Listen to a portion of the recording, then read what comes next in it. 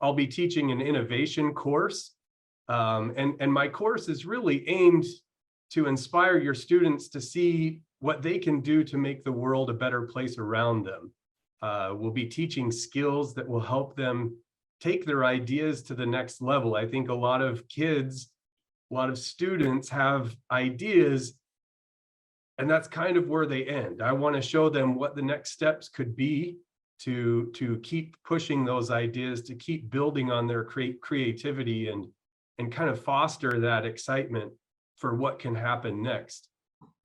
We also would like to, we'll be focusing on the traits and characteristics of exceptional innovators and foster how we can foster those traits within ourselves. I'll be teaching the students the same problem solution techniques that have led to many world and life-changing innovations and inventions, things that the inventors I work with every day are doing to kind of foster their own creativity and to build to the future. I'm going to be, as my slide shows, my course will have 3 sections. The first 14 weeks, roughly, will be talking about historical and modern technologies and the innovators that are responsible for those technologies. We'll examine the traits and characteristics of those figures and learn, you know, what can we learn from them. I think a lot of the inventors that we'll talk about kind of fall into one of 2 categories. The first category, the inventors are trained in math, physics, science, and engineering, and their inventions are part of their everyday job, kind of this things that they're studying for their career. The other category of inventors that we'll focus on are those that had an idea or had this epiphany or this light bulb moment and then had to go out and learn the math, the physics, the engineering, or the science to help bring those ideas to life. And I think this part of the course could be sort of a back door for your students that are interested in gadgets and tinkering and those things, but might not like science or engineering or math. This might help them understand the importance of learning those things so that they can bring their ideas to life. So the second section, we'll talk about intellectual property. That's sort of my wheelhouse. That's what I do. Students will be, I'll teach them how to read and understand judicial opinions. We'll read some of the landmark cases that have shaped intellectual property law in the United States. And I guess just note, no prior experience is needed for this.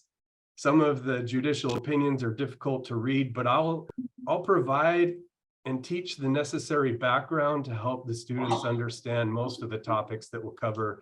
We can go as fast as we want. We can go as slow as we need to make sure everybody's understanding and kind of grasping the importance of those things.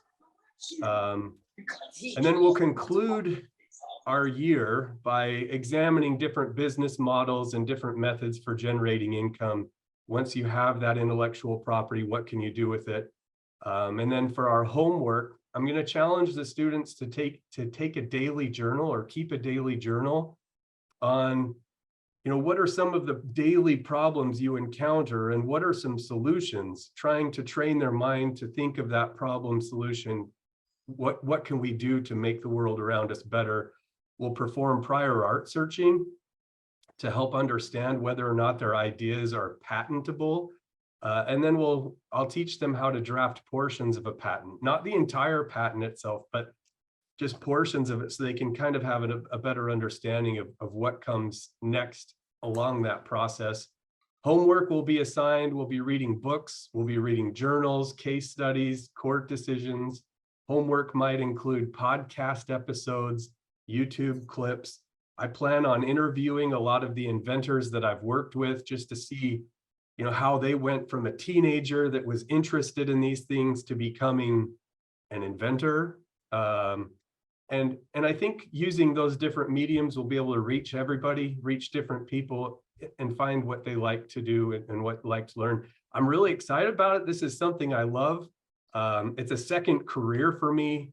I found patent law and it's really awesome to me. So I'm excited to share that with your students. I think I'm not sure who comes next, Pablo, but that's it for my innovation course. I think we're going to have a great year. It'll be fun.